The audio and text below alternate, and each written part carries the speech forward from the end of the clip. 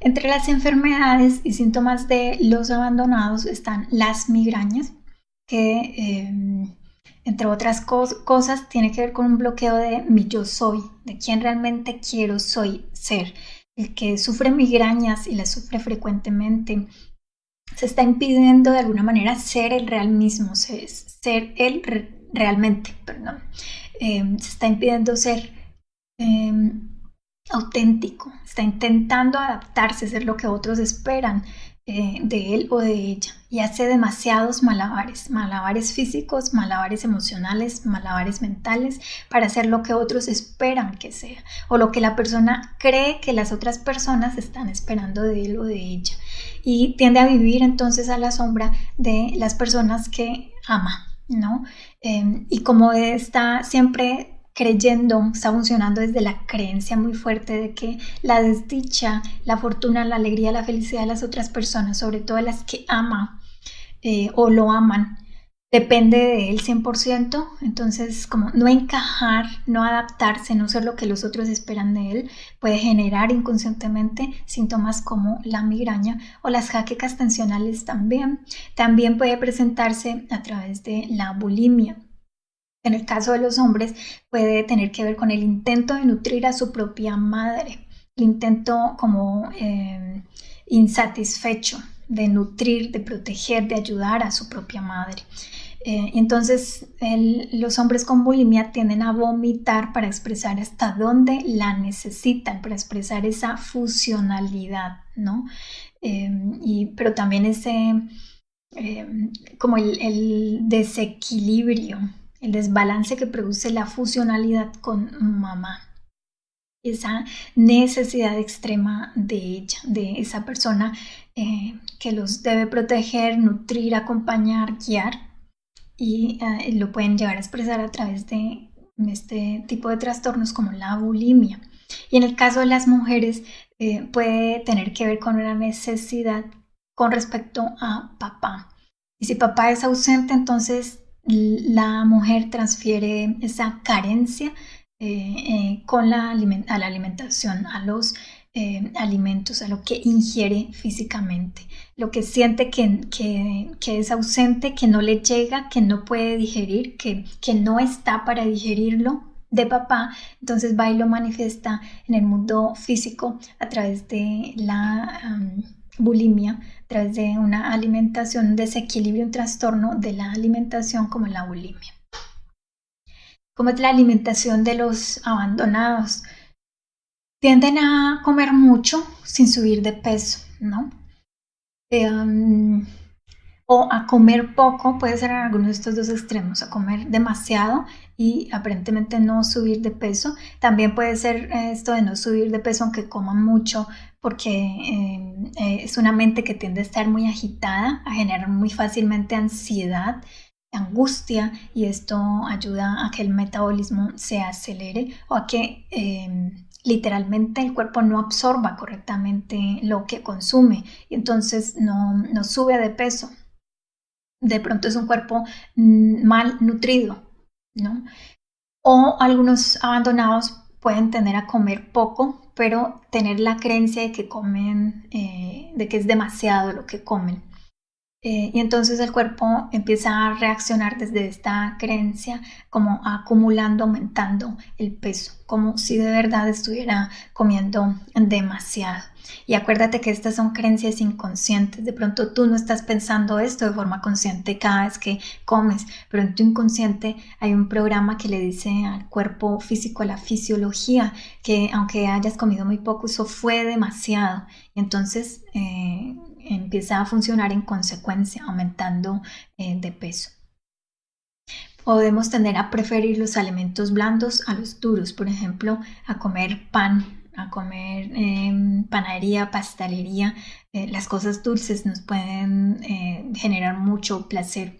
Tendemos a comer lentamente, algunos muy lentamente, para prolongar como ese placer de esa experiencia de comer, para también prolongar la experiencia de estar atento a algo que es importante y algo que nos puede llegar que nos llena de alguna manera, ¿no? Física, pero también simbólicamente.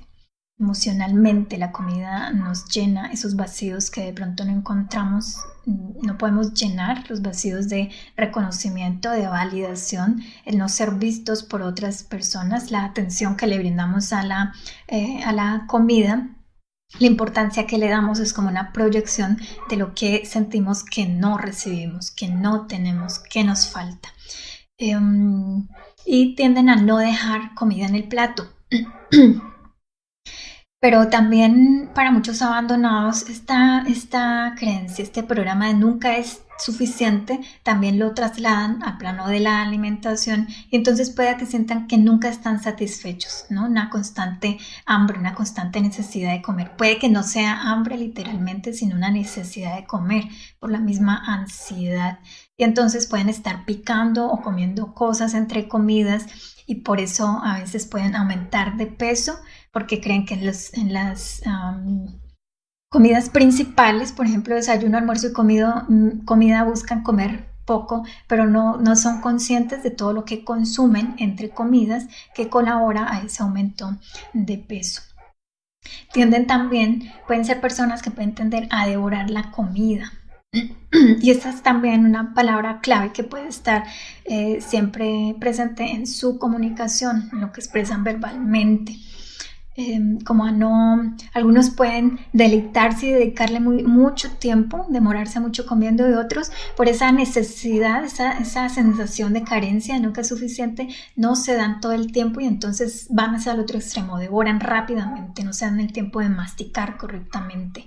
Y eso puede ser una proyección de lo que no ingieren, no se dan el tiempo de digerir emocionalmente y lo están manifestando a través de cómo se alimentan. También puede ser que los abandonados comuniquen o expresen o tengan esta sensación, esta convicción de que no es bueno, no es bonito, no es agradable comer solo, no les gusta comer solos, y también es muy posible que no les guste comer fuera de casa, más allá de los sitios donde se sienten cómodos, bien, agradables, apoyados, los sitios nuevos, los sitios diferentes y quizá más aún los sitios abiertos, las terrazas, por ejemplo, de pronto las evitan o no les gustan, les encuentra siempre un pero. Es mejor comer en casa, comer donde se sienten súper cómodos, y porque también aquello de el miedo al cambio, a lo nuevo, lo asimilan inconscientemente a la muerte. El apegado tiende a ser una persona con una salud frágil, muy vulnerable, tiende a ser un niño o una niña enfermiza, o que es calificada así como enfermiza, débil, endeble. Pueden que nos programen incluso para manifestar esto, justamente porque nos lo están diciendo constantemente desde niños, desde la toma de conciencia de la posible existencia de esta programación. Ya podemos empezar a ser conscientes y a elegir no ser de esta forma, no dejarnos gobernar por las creencias de papá o de mamá o de estas otras personas, siempre diciéndonos, programándonos para ser enfermizos, débiles o endebles. Pero en general desde la infancia podemos estar constantemente con un síntoma o con otro, ¿sí? Siempre enfermos de alguna manera o siempre manifestando esta especie de debilidad o de fragilidad en torno a la salud. Como entre los grandes temores, además de la soledad, para el abandonado están el miedo a la muerte y el miedo a enloquecer. Estos pueden ser temores que traemos desde la infancia de forma inconsciente, están gobernando nuestra vida, nos están impulsando a tomar ciertas decisiones o a tener ciertas respuestas ante la muerte física o la muerte simbólica de algo o de alguien. La muerte de una relación, ¿sí? Y estos miedos también, que generalmente han sido vividos en soledad y en aislamiento, tienden a gobernar de muchas maneras, a influenciar de muchas formas nuestra vida, no solamente cuando somos niños, sino más tarde, cuando somos mayores. Estos comportamientos, estas dinámicas, todo lo que podamos estar manifestando relacionado al miedo a morir o enloquecer, puede ser una forma de denuncia simbólica de eventos dentro de la familia, quizá en generaciones anteriores, en los que estos temas de la muerte y la locura fueron importantes. Pueden haber ancestros excluidos, ¿no? porque fueron parte o fueron autores o fueron actores principales en eventos en los que la muerte y la locura de pronto pusieron en entredicho la imagen de la familia o sus creencias o las ponía como simbólicamente en cuestión.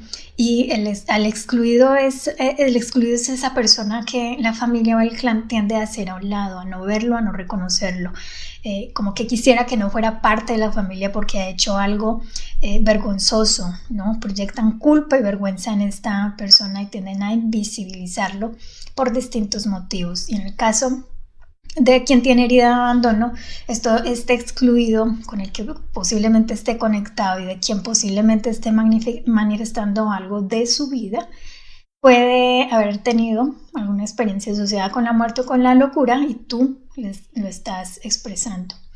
La proximidad a la muerte durante la infancia es algo que marca mucho a las personas con herida de abandono. Y durante la infancia es cuando nos transmiten ese miedo a la muerte. Durante la infancia nos transmiten ese miedo a través también de lo que nos dicen constantemente, ¿no? Nos programan para temer a la muerte y solamente verla como el final doloroso de alguien o de algo, en lugar de abrirnos a ver la muerte desde un concepto más expandido, sencillamente como la transformación, el paso de un estado al otro, parte del movimiento natural de todo en el universo. Y que también es una apertura, puede traer oportunidades, se puede ver de distintas maneras. El apegado, como se siente, tiende a hacerse responsable por la felicidad o la infelicidad de las otras personas, principalmente de alguno de los progenitores. Entonces puede desarrollar estos trastornos como la agorafobia. Y a veces la agorafobia es como una forma de comunicar que la persona o su niño interior todavía se siente responsable de la felicidad de su madre, de ayudarla en su papel de madre.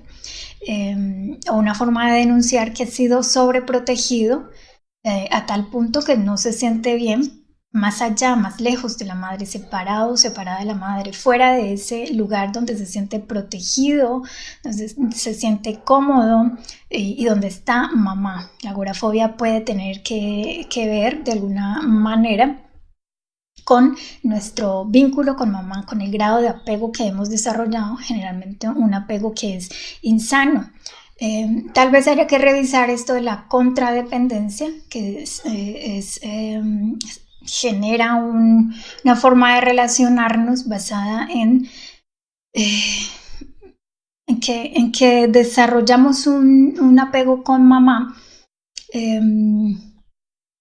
raro, ¿no? Contradictorio. Hay como tiende a ser una relación en la que el niño naturalmente siempre está buscando la protección, ¿no? De mamá, quien lo cuide, quien lo protege, el refugio. Pero de pronto mamá no responde como el niño espera, no cuida, mamá de pronto no ve al niño, no lo atiende o no lo atiende rápidamente, o actúa directamente con negligencia, lo invisibiliza, lo rechaza o se burla del niño, puede tener comportamientos que son contradictorios, que de pronto no son propios de nuestra idea de madre, y el niño desarrolla una idea de que si esta es la relación con mamá y este es el apego que puedo desarrollar con ella, entonces esto es amor, y se crea un concepto distorsionado del amor que va y replica después en las demás relaciones. Entre otras enfermedades que pueden manifestar un apegado están el asma, las enfermedades que afectan las vías aéreas y el sistema respiratorio. Por ejemplo, el asma, estos tipos de asma en los que la exhalación es débil, ¿no? Es forzada, es difícil exhalar, sacar el aire, puede estar diciendo, puede estar expresando el hecho de que la persona, el niño, está aceptando más de lo que debería, que tiene mucha dificultad para rechazar lo que no le corresponde, lo que le pesa o lo que quisiera rechazar, pero no lo rechaza por miedo a de pronto a ser infeliz a alguien, a papá o a mamá, por miedo a lo que el efecto de rechazar algo que no le gusta, algo que no quiere para sí mismo, pueda provocar en los demás. Y por esa responsabilidad que siente en la dicha o en la desdicha de las demás personas, puede tender a cargar cosas que no le corresponden y a crear estos síntomas relacionados como con las vías aéreas, como el asma o enfermedades que afectan a los bronquios, ¿no? Como una forma también de comunicar que se siente restringido, que se siente allí presionado, que no puede respirar libremente, que no puede ser libremente. Cuando están afectados los bronquios, puede estar comunicando la percepción que tiene de que no está recibiendo lo suficiente de la familia. Como el intercambio químico de la respiración se produce en los bronquios, ¿no? Ellos son los que reciben el aire y el aire es lo que nos permite estar vivos y que funcione correctamente en nuestro cuerpo, nuestros músculos, que podamos estar activos, ¿no? Movernos. Y si se afectan nuestros bronquios, en general se dice que es como una forma de decir que no se está recibiendo, se percibe que no se recibe lo suficiente de la familia. Y además es una forma de denuncia de querer tener un lugar y tener que hacerlo a través de grandes malabares, hacer piruetas, ¿no? Para ser visto, para ser reconocido, para decirles, hey, yo soy importante, entonces yo desarrollo inconscientemente síntomas en los bronquios. También el apegado puede tender a desarrollar síntomas en el páncreas. El páncreas procesa el azúcar, ¿no? Lo que nos hace dulce la vida y lo que parte de lo que nos hace dulce la vida es poder conectar de forma efectiva, de forma amorosa y compasiva con las demás personas, sobre todo con estos vínculos primarios, con papá y con mamá. Así que el páncreas puede tener problemas de hipoglucemia o directamente diabetes. También se pueden ver afectadas las suprarrenales, estas glándulas encima de los riñones que generan hormonas, cortisol, en momentos de estrés, ¿no? Envían como una señal química para que desde su propia neurología, desde sus propios programas, cada persona decida, es como el inconsciente de la persona decida si ante un riesgo, ante un evento estresante, va a congelarse, a quedarse allí, a hacerse como el muerto simbólicamente, va a huir o va a pelear, va a enfrentar a esa amenaza, a ese riesgo directamente. También se liberan los momentos de ansiedad, ¿no? De ansiedad, de angustia, cuando hay pánico, cuando hay histeria también. Y en el caso de la histeria, pueden estar representando que estoy como manifestando que estoy alimentando demasiado mi victimismo, estoy quedándome demasiado tiempo y muy cómodo en ese modo víctima y necesito hacer algo al respecto, porque por más piruetas que haga, por más berrinche que mi niño interior haga, por más que yo pierda el control de mis propias emociones y genere, por ejemplo, un pánico o un evento en el que expreso histeria, de pronto los otros no son capaces de gestionarlo por mí, no pueden ayudarme más de lo que yo mismo o yo misma me puedo ayudar si tomo conciencia de que de pronto mi histeria está asociado no tanto al estímulo externo, sino a mi modo víctima en el que permanezco, en el que caigo frecuentemente, como una forma inadecuada de gestionar mis emociones. El sistema digestivo del apegado también tiende a afectarse, a ser muy frágil. Ya veíamos que en la alimentación algunos tienden a creer que comen muy poco y que sin embargo engordan muy fácilmente, y otros comen demasiado y otros comen como de manera desaforada, devoran.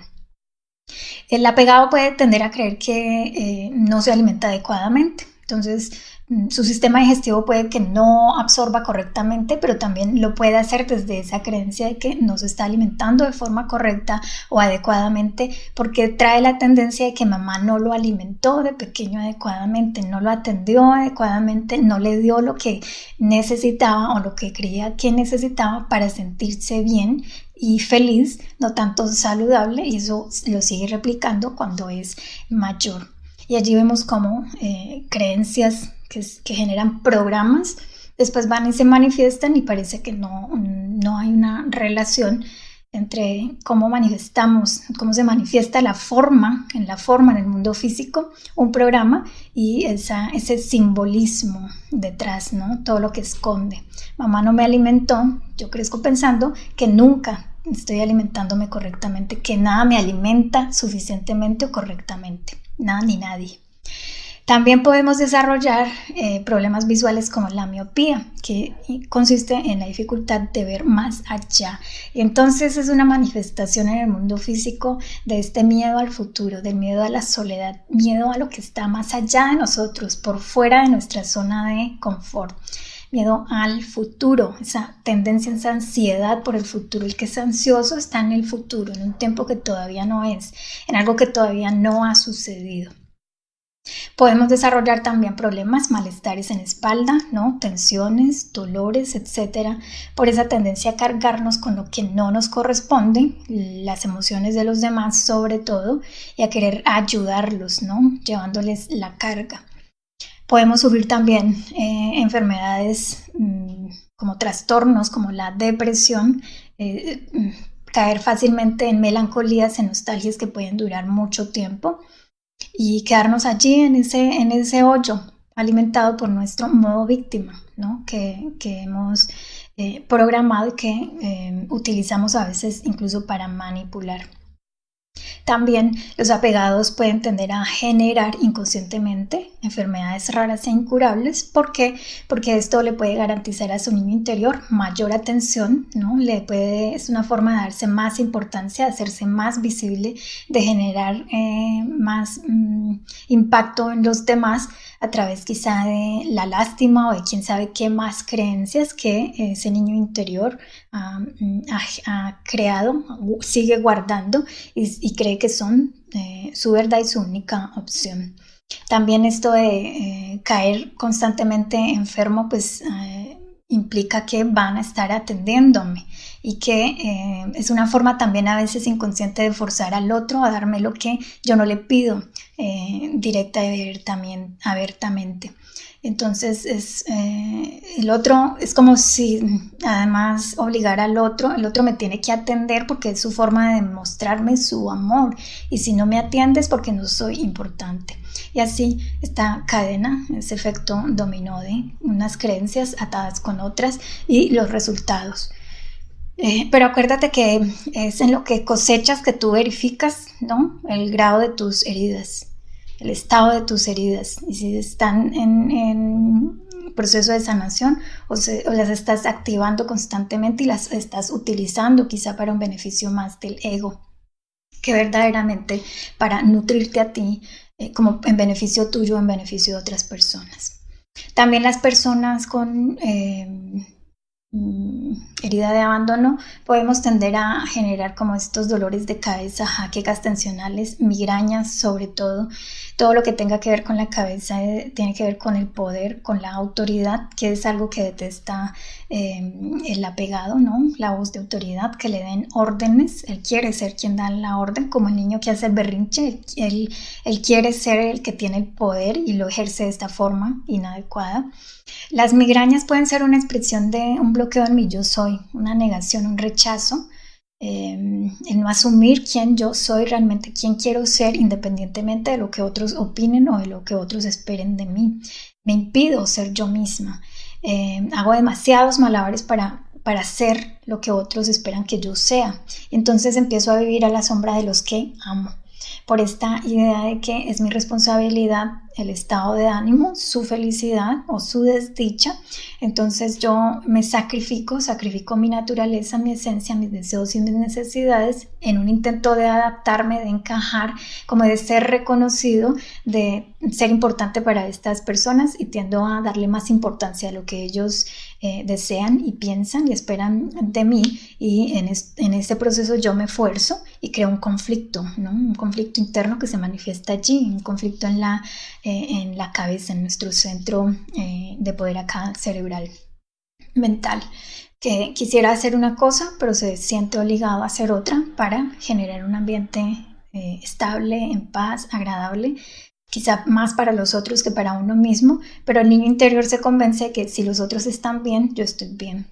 Y esa tendencia a prever, ¿no? A poder prevenir quizá el sufrimiento propio y el de la otra persona, las otras personas alrededor, con esto del psiquismo. También pueden generarse trastornos como la bulimia. Y en el caso de los hombres, esta puede tener que ver con un intento inútil de nutrir a mamá. Y entonces tiende como a vomitarla, a sacar eso que no alcanza, no quiere digerir, no puede digerir, para expresar hasta dónde necesita a mamá, para expresar como el efecto de esa fusión, ese grado de fusión entre él y mamá. Los efectos negativos, ¿no? Los efectos de esa madre quizá muy sobreprotectora, muy posesiva, muy controladora, o esa madre que envía señales confusas, que a veces está y es amorosa, y a veces rechaza, ridiculiza, invisibiliza, etc. Y la bulimia en los hombres puede ser una manifestación de ese vínculo con mamá, y en el deseo de tenerla, la necesidad, pero en la dificultad para digerirla, para procesarla, para integrarla correctamente. Y en el caso de las mujeres puede tener que ver la bulimia con la necesidad del padre. Recordemos que la herida de abandono se desarrolla en relación con el progenitor del sexo opuesto, la energía opuesta a la nuestra, en términos de energía sexual femenina o masculina. Si papá estuvo ausente o es una persona que fue y es ausente, yo puedo tender a transferir, ¿no?, toda mi respuesta a esa ausencia en la alimentación, en cómo me alimento, cómo percibo yo los alimentos y todo este plano de la nutrición. ¿Por qué? Porque los seres humanos, el apegado está buscando desesperadamente a ese ser que le protege y que le nutre, ¿no?, que le permite estar, vivir, funcionar, y a través de esa nutrición se crea un vínculo. Y después, si hay desequilibrios en eso, lo puedo transferir en la alimentación más tarde, cuando soy adolescente o cuando empiezo ese proceso de independizarme, ¿no?, psicológica y también más tarde físicamente, de papá y de mamá. Entre los autoengaños del ego, para no dejarse ver ni siquiera sus propias heridas, ver sus propias heridas, la persona con herida de abandono puede tender a aparentar independencia ante los demás y decirle a los demás hasta qué punto le gusta estar solo y hasta qué punto le encanta, le fascina no necesitar a los demás, ¿sí? Tiende a expresarlo abiertamente, aunque en el fondo sabe y siente, se siente incompleto, se siente dependiente, desea desesperadamente esa conexión con los demás, esa dependencia que quizá vivió con papá o con mamá, o que no lo vivió y por eso lo desea también desesperadamente. Acordémonos que los seres humanos tendemos a tener respuestas que se van a los extremos. El ego de un dependiente puede, como hemos visto, buscar llamar la atención, no comunicar sus deseos y necesidades, el deseo de atención, de reconocimiento, de validación directamente, porque esto está mal visto, etcétera, porque es insolencia, porque es que ya eres adulto, etcétera, porque eso te hace débil, etcétera, etcétera. Busca atención llorando, ¿no?, haciendo el berrinche, haciendo pues todo el drama, quejándose, siendo también sumisa. La sumisión también puede ser una forma de comunicar mi deseo de ser reconocido y de ser importante para la otra persona. Es una forma de decir, yo me elimino, yo me sacrifico, yo me anulo a mí mismo o a mí misma con tal de que tú estés, de que tú te quedes y que me veas. Lo poquito que me des, yo me conformo con eso. ¿Y por qué tendemos a tener este tipo de comportamientos? Porque tenemos esa convicción, esa creencia, ese programa de que de otro modo, sin el drama y todo, pues la escena, no lo vamos a conseguir, no vamos a conseguir nuestro objetivo, no nos van a escuchar, no vamos a ser vistos, ¿sí? No va a ser suficiente solamente pedirlo. De verdad tenemos que demostrar que es realmente importante esa validación y ese reconocimiento, ese que me vean, ese que me atiendan. También podemos tender a hacer cosas para evitar que nos dejen y para evitar dejar de recibir la atención, porque el niño apegado desea, tiene este anhelo constante, profundo y desesperado de recibir la atención, no quiere que lo dejen, no quiere desconectarse. Y además porque es que desconectarse, ser independiente es un cambio que implica la muerte. También podemos desarrollar, como hemos visto, síntomas y enfermedades como una forma de garantizar o buscamos garantizar de esta forma la presencia y la atención de las otras personas, y esto es una forma de magnificar y de normalizar, de legitimar nuestro modo víctima para obtener apoyo, para obtener eso que el niño interior herido está deseando. ¿Cómo se hace daño el dependiente? Se deja de atender, se abandona a sí mismo. Por ejemplo, en situaciones, pueden ser distintas las manifestaciones de esto y los momentos o los eventos que hacen que el dependiente se abandone a sí mismo. Puede ser en respuesta al abandono de los demás, como para los demás no soy importante, pues no tiene sentido, no soy importante ni para mí mismo y yo me lo manifiesto así, me abandono a mí misma. Puede ser, por ejemplo, en un momento en el que por alguna razón abandona un proyecto y entonces se abandona a sí mismo por todos los efectos, ¿no? El hecho de abandonar un proyecto, una idea, una iniciativa, una relación le generan, entonces también es como que lo introyecta, se hace a sí mismo, lo quiere sentir, lo quiere o lo genera como mecanismos, genera un comportamiento que le hace sentir en lo más profundo y de forma dramática el abandono de aquello que está terminando, de aquello que ya no va a estar, de aquello que ya no sigue en sus vidas. Pero también, como estamos en la búsqueda desesperada de que nos miren, de que nos atiendan, de que nos reconozcan, etc., esa búsqueda excesiva, esa ansiedad, esa angustia, ¿no? Y esa desesperación puede generar temor en las demás personas, en la otra persona, en la persona que amamos, en la persona que nos interesa. Y de esta manera perdemos lo que amamos. Nos ponemos en riesgo justamente aquello que tanto buscamos, porque no controlamos la forma en que lo pedimos o en que lo buscamos o en que demostramos nuestros sentimientos o nuestras emociones. Entonces podemos terminar siempre solos porque los demás no entienden desde dónde toda esta energía y toda esta intensidad, y necesitamos aprender a equilibrarla nosotros mismos para no generar una respuesta contraproducente. También podemos tender a hacer sufrir a nuestro propio cuerpo. Esto tiene que ver con el abandonarnos a nosotros mismos. Al generar inconscientemente síntomas y enfermedades para recibir atención, que creemos que de otra forma pues no la vamos a recibir, esto tiene un impacto en nuestro cuerpo. Es una forma como de autocastigarnos o de autosabotearnos, generando sufrimiento en nuestro cuerpo, a nosotros mismos. También puede ser por la creencia de que lo que hacen los demás me mueve, es lo que me motiva y es la justificación para que yo actúe de esta manera. No lo vemos como al contrario, como algo que yo estoy generando inconscientemente para denunciar algo, ¿no? Para expresar algo que no lo estoy diciendo directamente.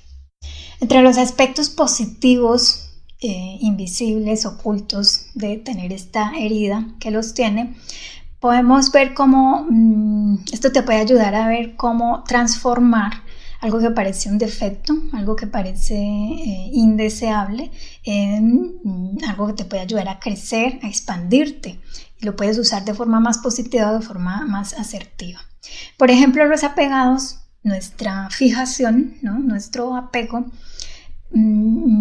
tiene mucho de tenacidad y perseverancia. Entonces somos eso, somos personas tenaces, perseverantes, sabemos lo que deseamos. También sabemos satisfacer nuestras propias necesidades, tenemos la habilidad de satisfacer nuestras propias necesidades. Quizás estamos por descubrirlo, hacerlo por nosotros mismos, empezar a creer que no necesitamos que los otros nos satisfagan nuestras expectativas y necesidades, sino que lo podemos hacer por nosotros mismos. Nos podemos valer por nosotros mismos, incluso para satisfacer cualquier necesidad. No necesitamos del otro, no es esa necesidad desde la carencia, sino que ya podemos encargarnos de asumir la responsabilidad de llenar nuestros vacíos y satisfacer nuestras necesidades. Como tendemos a ser fusionales y empáticos y a conectar en esa búsqueda de conexión, eso nos puede ayudar a conectar, como a captar la atención de las demás personas, nos puede dar un carisma para ejercer actividades o profesiones como la actuación, la comedia, el ser artistas, ¿no? Cantar, todo lo que involucre público o relacionarse con otras personas, conectar con otras personas.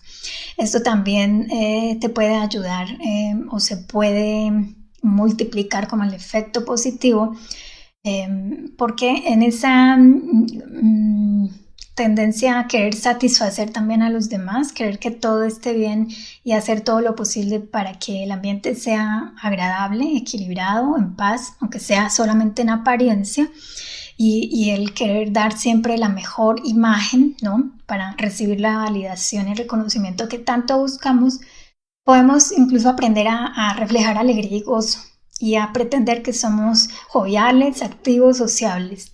Pero de tanto pretender, de tanto fingir, lo podemos incorporar, que se vuelva algo auténtico. Cuanto más auténticas son estas características, pues más positivos nos podemos sentir, nos podemos reflejar. Y toda esta positividad va a tener efectos hacia afuera. El ser sociables, porque siempre estamos buscando conectar con otras personas, aunque no lo hagamos abiertamente. Ser sociables tiene, por supuesto, sus aspectos positivos. Sin embargo, también necesitamos momentos de soledad. Entonces, para reencontrarnos, para conectarnos con nosotros mismos. Entonces, podemos encontrar, si quisiéramos, si nos ponemos en la tarea, el equilibrio entre ser seres sociables y buscar y aceptar y conectar y vincularnos con otras personas, pero también estar cómodos y sentirnos bien, sentirnos en paz y en una soledad buscada, ¿no? Estar con nosotros mismos, que nos sea una experiencia muy agradable. Somos capaces de ayudar a otros porque somos empáticos, porque podemos tener la habilidad desarrollada de saber cómo se siente el otro, incluso de percibir su energía, ¿no? Su estado de ánimo en ciertos momentos o en general.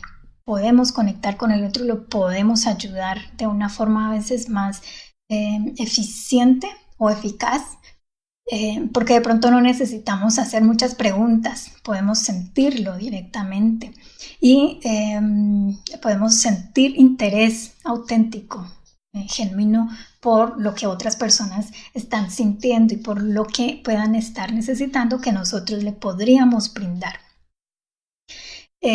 Por supuesto, podríamos desarrollar si prestáramos mucha atención, nos observáramos y lo desarrolláramos, dones psíquicos y nuestros dones, nuestros talentos artísticos. Potenciar nuestra intuición, nuestra imaginación, nuestra sensibilidad nos puede ayudar a procesar y a sanar esta herida y a poderla gestionar en el momento en que se active. ¿Cómo sabes tú que estás en proceso, en vía de sanación de la herida de abandono? Porque empiezas a notar los cambios en tu percepción de tu conexión con las otras personas, tu grado de apego cambia, disminuye esa ansiedad, esa obsesión por conectar con otras personas, esa obsesión por que la pareja o las personas, los amigos, una persona en específico se quede, ¿sí? Disminuye ese temor porque se vaya, porque te abandonen. Empiezas a sentirte más capaz de estar por ti mismo, de sobrevivir, de poder decidir por ti mismo. Te sientes capaz de sostenerte a ti mismo en el más amplio sentido de la palabra, o tienes ya la determinación de ir hacia ese objetivo. Te empiezas a sentir realmente bien contigo mismo, disfrutas la soledad, ¿no?